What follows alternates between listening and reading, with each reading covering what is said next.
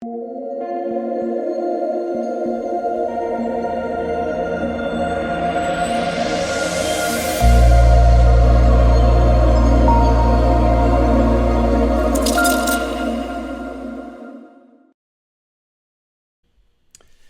what is going on, guys? It's DK.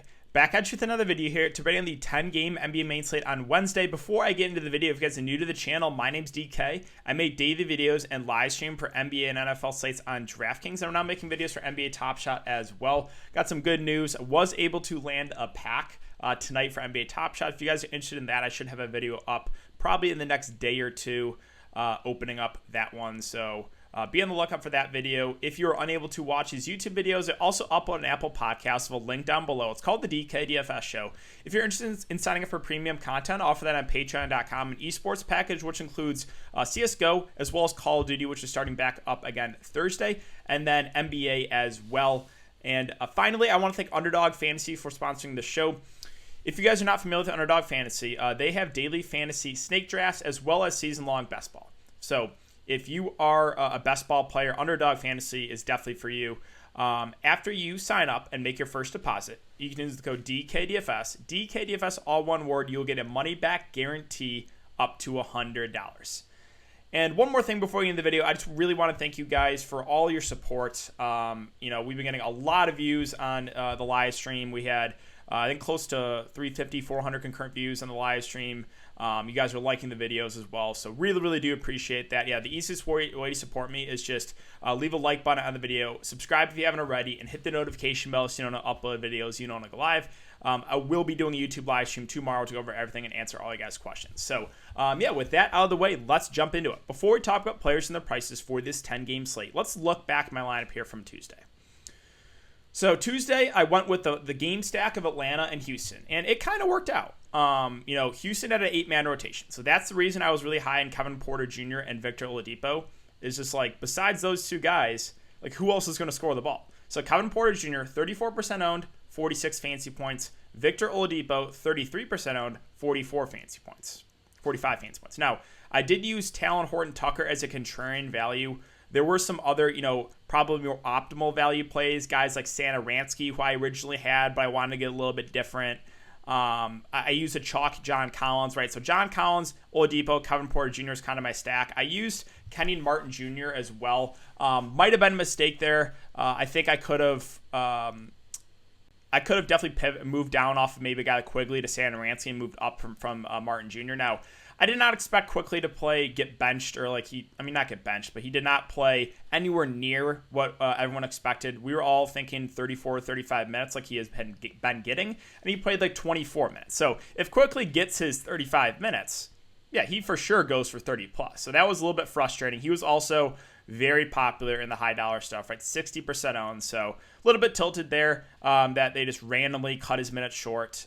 Moses Brown, 76% owned. I thought he was the clear value play. I had a couple guys in the live stream telling me that he was a bad play.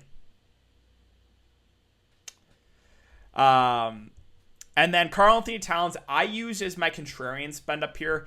So I talk about this in Patreon a little bit in the YouTube live stream. Normally, my strategy is if I think the chalk is good, I'll play a good amount of the chalk, then get different in a couple ways. So how I got different was I used a contrarian value in THT, and I used Karl-Anthony Towns as a spend up because I like the spot there against Damian Jones and Montrezl Harrell.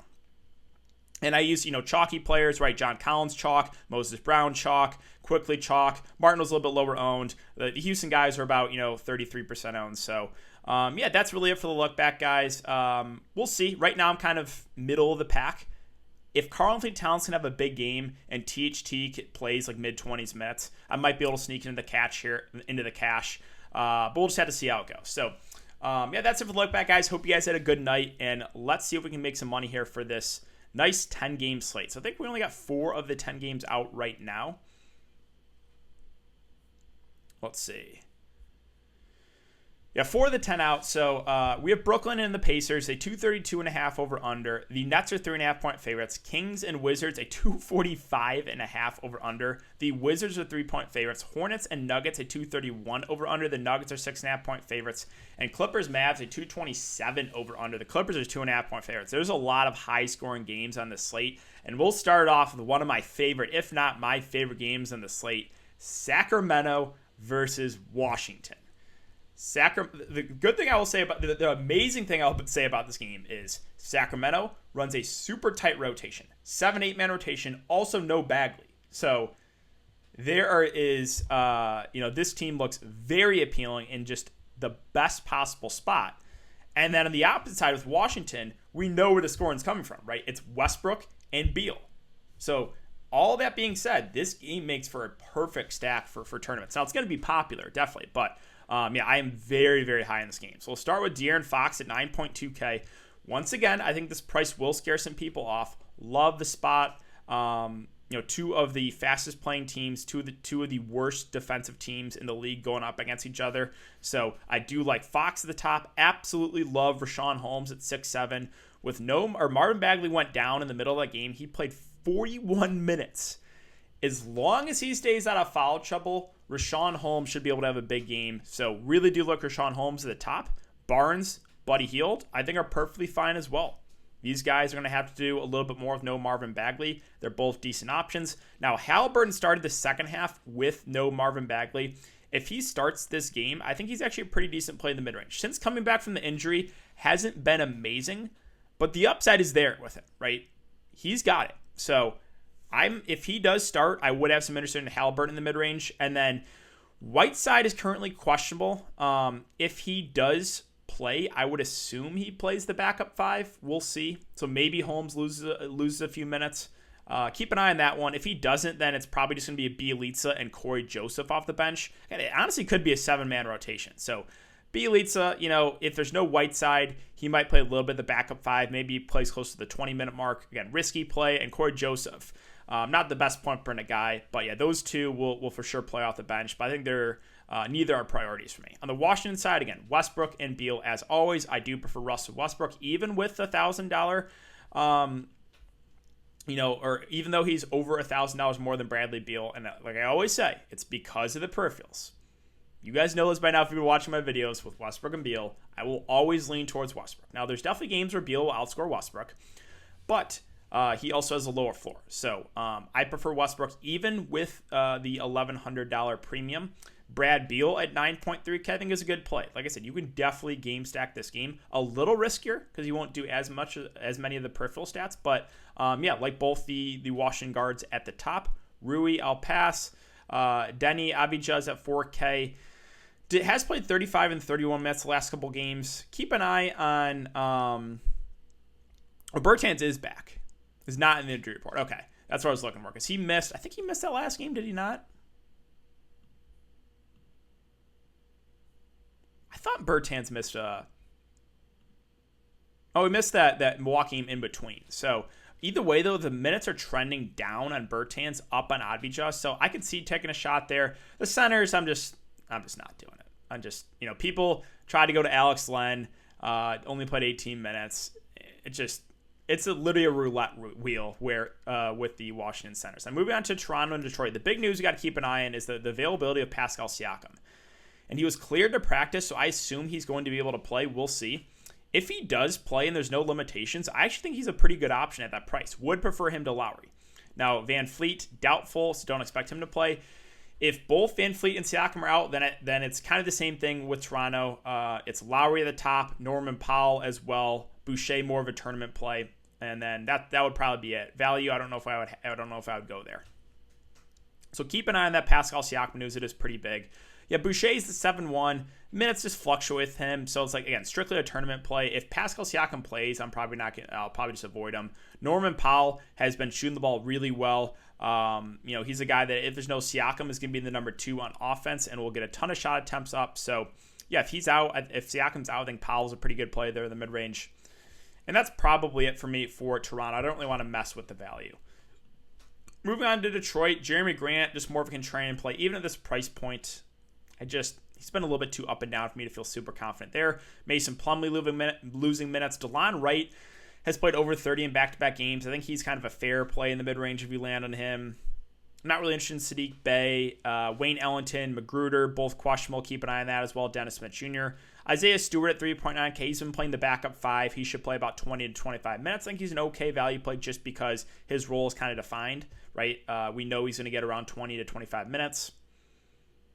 And that's probably it. I mean, if all these guys are out, maybe like you can look to a guy like Saban Lee at 3.6. He'll probably have to play more for value. So yeah, keep an eye on that Detroit news with guys like Ellington, Magruder, and Dennis Smith Jr. Brooklyn and Indiana. So on the Brooklyn side, Harden, Kyrie at 10.9 and 9.1K respectively. I think are both solid plays. I wouldn't say either is a priority. If I had to pick, I would lean Harden just because he has a much higher floor with the assist. 15 assists, 15 boards. He's had a triple-double in 3 of the last 4 games. So would prefer Harden to Kyrie. Again, he's safer. Now, Kyrie Irving has still been, playing well. He just won't do as much of the peripherals. And it's the same thing basically with Westbrook and Beal, right? And it's the reason why I prefer Westbrook. I still, even with the, $1,800 premium, I will prefer Harden to Kyrie. DeAndre Jordan, it just seems priced about right there, 5.2. I will mention again, Claxton continues to play around 15 to 18 minutes and is a solid point per minute guy. He's a pretty similar play to like a JaVale McGee, right? Like a good point per minute guy, but not going to play a ton of minutes. So I think he's a viable tournament play. On the Pacers side, so Domantas Sabonis price came down a bit on him to 9.4K. Did only play 31 minutes at last game, but I think normally we would probably get 35 to 40. Good matchup.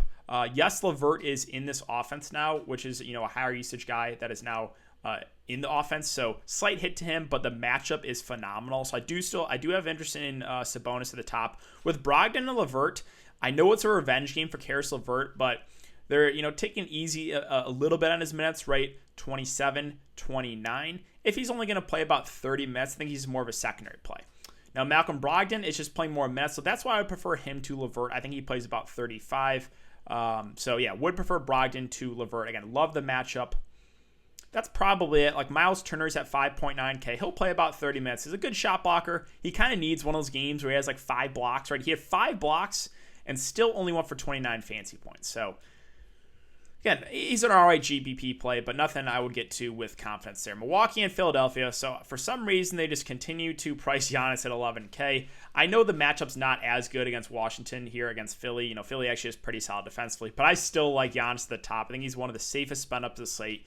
In close games, is going to play 35 plus minutes. So do like Giannis a good amount. Drew Holiday at 6.3K should play over 30 minutes. I think is an okay play there in the mid-range.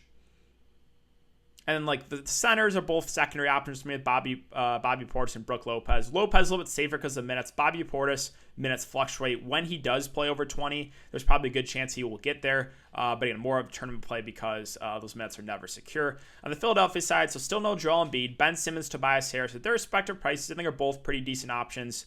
Ben Simmons played 34 minutes against the Knicks, won for 42 fantasy points. Again, almost a triple-double. That's the kind of stat line you expect from Ben Simmons.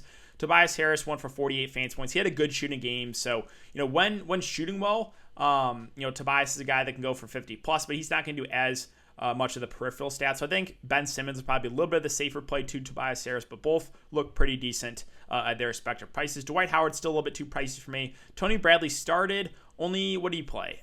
They don't have a stat line up. I think he only played 17 minutes, so if he starts again, yes, he's in play, but there's no guarantee that he's going to play 25 minutes. Boston and Cleveland. So Boston, Tatum, Brown, Kemba, all secondary plays. Really the guy I'm looking to with, assuming Thompson is out again, is Daniel Tice. He had a massive game today, went for 39 fantasy points. I expect him to start again if there's no Thompson and play, somewhere around 25 to 30 minutes. So really would like Daniel Tice if he starts again with no Tristan Thompson. Then Robert Williams, I would say more of the tournament play. Played 22 minutes. He's been a phenomenal point per minute guy, but the price is this is why he's more of a tournament play, where Tice is more of the cash game play, in my opinion, if there's no Tristan Thompson. So keep an eye on that one. Moving on to Cleveland, not a ton of love here. Jarrett Allen still seems a little bit too pricey. Sexton, Garland, no thank you. Larry Nance, he started, he did play 38 minutes tonight, so those minutes went way up. If he starts again, okay, I could get to some Larry Nance. So, yeah, keep an eye on that starting lineup, but that's good to see that he played 38 minutes. And then JaVale McGee, again, kind of the same thing like Nick Claxton. He played 21 minutes. He went for 33 fantasy points. Wouldn't expect that again. Normally, we're going to get around 15-ish minutes from him. Again, he's a good point per minute guy, so could see taking a shot on him in tournaments. Golden State and Houston. This is a pretty appealing game. Let's start off with the Golden State side. So Steph Curry, Houston, not great defensively. Like him a lot at the top. The one concern is, can Houston keep this game close? And I really like Draymond. I know he burned me last game, but also was a blowout. Like, sure, he wasn't on pace for a massive game, but if that same game stays close and he plays his normal 36 minutes, he probably goes for closer to the 30 fantasy point mark. Again, wasn't on pace for a big game, but I want to point this out. Like, in close games, Draymond Green has been phenomenal. You know, Utah, 36 minutes, 56 fantasy points. Portland, 36 minutes, 40 fantasy points. Charlotte, 36 minutes, 61 fantasy points. 36 minutes, 47 fantasy points, 45 fantasy points, right? So that was just kind of an anomaly, plus the blowout. So I'm not super worried about it. The only concern I have with Draymond, I will say, is blowout, right? Can Houston keep this game close? If they can, I am very high on Steph Curry and very high on Draymond Green. Oubre, Wiggins, nah. James Wiseman at 4-6 did play 28 minutes at last game. If he plays somewhere in the mid-20s minutes, I think he's definitely someone we could look to for a value because he's actually a solid point per minute guy. Jordan Poole, very reliant in the scoring. I would say he's a pretty risky value play, but has been getting decent run off the bench. And on the Houston side, so we got news that Victor Oladipo, not expected to play, isn't expected to be available. I think John Wall is already out as well. Won't play in Wednesday's game yet. And then Christian Wood, I think, is doubtful. He's already been ruled out for Tuesday. I don't expect him to play in this game. We'll see. I expect all three of those guys to be out. So with that being said, you're going to want Houston exposure. Now, we have a couple guys also questionable. Danwell House and Ben McLemore. They're actually, if Christian Wood doesn't play and Oladipo doesn't play, they're going to need one of those two to be active because otherwise they're not going to have 8 healthy bodies, right? So let's just say all the guys that are questionable are out. And again, Oladipo, let's say he's out. That's only 7, right? So 1, 2, 3, 4, 5, 6, 7. So Houston needs one of those guys to play. If they have another 8-man rotation and there's no Oladipo and no Christian Wood, I love Kevin Porter Jr. Played him tonight at pretty low ownership, went for 46 fantasy points. He will be their clear number 1 in options. So love KPJ. Jayshawn Tate had a big game. He had a massive game. I did not expect that type of game from Jayshawn Tate, but he flashes upside. One for 46 fantasy points. I honestly wasn't really considering him on this slate, and he went off. Now that will raise the ownership, but again, if it's an 8-man rotation, then yeah, I have some interest in Jayshawn Tate. Again, Kenyon Martin Jr. played 34 minutes, wasn't amazing, but also in play just because they're so shorthanded. Patton at 4.8K, the minutes have actually been trending down in him, so he's someone I probably wouldn't get to. Sterling Brown at 4.6, played 36 minutes. I like him for value. Anthony Lamb at 3.2, probably wouldn't go there. I think if I'm going to take a shot on one of the really cheap guys, it would be Mason Jones, who, how many minutes did he play tonight? 17. Maybe pushes for around the 20-minute mark. So, yeah, really Houston's the team you're definitely going to want some exposure to, depending on news. So keep an eye on, Oladipo. Don't expect him to play. Keep an eye on Wood, House, McLemore. All right, 4 games left. San Antonio, Chicago, another pretty appealing game in my opinion. On the San Antonio side, we'll start at the top of DeJounte Murray at 7.5. He is their number 1 on offense. No DeMar DeRozan. Like him as a tournament play. Again, great matchup. A guy that has triple upsides. I do like him at the top. Jakob Poeltl finally flashed some upside. 1 for 41 fantasy points. Also had 4 blocks. Probably plays around the 30-minute mark. So I think he's a fair play at his respective price. Derek White, I'm still not over that. His foul trouble, 5 fouls that last game. But he's a guy that does have upside, so I'm intrigued by him in tournaments. It's hard to trust. Again, he's been very up and down. Same thing with Keldon Johnson. We really haven't seen a big game from him lately, but earlier in the season, we were seeing some pretty big games from him. So, those two are intriguing for tournaments. Rudy Gay, don't love the price on him. Patty Mills, Lonnie Walker, just kind of fine options for value. Both should get some decent run in a good matchup. Then I will mention Drew Eubanks at 3-1, 19, 24, 22 minutes. So has got extended a little bit because of the blowout. But I could see taking a shot on him for tournaments as a contrarian value play. On the Chicago side, so Zach LaVine, mentioned him as a contrarian play that I did like tonight. Shot 15 of 21 for 53 fantasy points, 40 real-life points. Again, good matchup here. So, and the price came down a little bit. I'm fine with LaVine once again for tournaments. Still don't know if he's a cash game play. Now, Satoransky, again, a guy I originally had, played 31 minutes, went for 31 fantasy points. He's been playing really well in his first couple starts here. If he starts again, I think he's one of the better value plays for sure on the slate. Thad Young at 6K also started, but the minutes trended down. He's been playing. I mean, when he's out there, he's a phenomenal point per minute guy. But I just think he's kind of a secondary play. And that's probably Otto Porter. How many minutes did he play tonight? Only 19. Yeah. So, yeah, Satoransky for value. Zach LaVine at the top. Miami and Memphis. Honestly, not a ton of love on the Miami side. It's going to be Jimmy Butler for me, and that's probably it because he just continues to get it done. No matter the matchup, a blowout against Cleveland, 50-plus fantasy points. So, Jimmy is playing out of his mind right now. It's basically him, and that's it. On the Memphis side, Jonas Valanciunas has been playing really well recently. 67, 44, 49 fantasy points in 3 of the last 4 games. Now, Bam actually is a pretty solid defender, so again, more of a contrarian play. John Morant, the same thing. Miami is actually a good defensive team, so those two both GPP only plays. And with them being fully healthy, I'm probably not going to get to any value on Memphis. Charlotte, Denver. On the Charlotte side, LaMelo Ball lost minutes last game. No foul trouble. Only played 25 minutes, so can't really go there with confidence. Gordon Hayward, a little bit too pricey. No one really stands out for me on Charlotte. I know this is a bigger Denver team, but they still have Biyombo they can use. Like Cody Zeller did only play 19 minutes the last game. I don't know if I get to anyone on the Charlotte side. On the Denver side, really like Jokic as long as Charlotte can keep it close. And Charlotte, again, I will give them credit. They've been playing well this year. I think they're over 500 record. So if this game does stay close, you could see a massive, massive game for Nikola Jokic. So really do like him at the top. Murray, MPJ, more contrarian GPP plays. Will Barton continues to get it done. He also continues to play big minutes. If he's going to play about 35 minutes a night, then I have interest in Will Barton. I know, right? He's been playing well. I don't think he continues this level of production, but like I said, 35 minutes, 5-4. I'm intrigued by Will Barton there in the mid-range. Other than that, like Dozier, Campozo, both these guys should play around 20 minutes for value. Yeah, they're in play, but I don't know if either is a necessity with other value that is already on the slate. Finally, the Clippers and the Mavs. So Kawhi Leonard, Paul George, their respective prices, I think both look pretty decent. Kawhi a lot safer with Paul George kind of struggling shooting recently. Played 40 minutes, went for 50 fantasy points. So I do think Kawhi is one of the better spin-ups of the slate.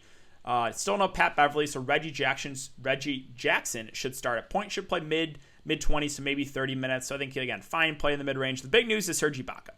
If Serge Ibaka is in fact out, I really like Ivica Zubac. Played 35 minutes the last game. So if there's no Ibaka, I think Zubac is a really, really good value play. Also, Marcus Morris. He got inserted in the starting lineup for Nick Batum, played 31 minutes. And they said he's going to continue to start. So I like Zubac. I like Marcus Morris, especially if there's no Serge Ibaka. Finally, Dallas. It's Luka and Porzingis. Again, Luka, the much safer play. He had a big game last game, went for 68 fantasy points. So do like Luka at the top. Again, Porzingis only for tournaments. Value-wise, there's really just not a ton I love here for the Mavs. And I think that is going to do it for the video today, guys. So if you have been enjoying the content so far, I would really appreciate it if you leave a like button on the video, subscribe to the channel if you haven't already, and hit the notification bell so you don't upload videos live. Again, I will be doing a YouTube live stream tomorrow, so make sure to check it out, guys. Thanks again. Have a great night, and I'll see you all tomorrow.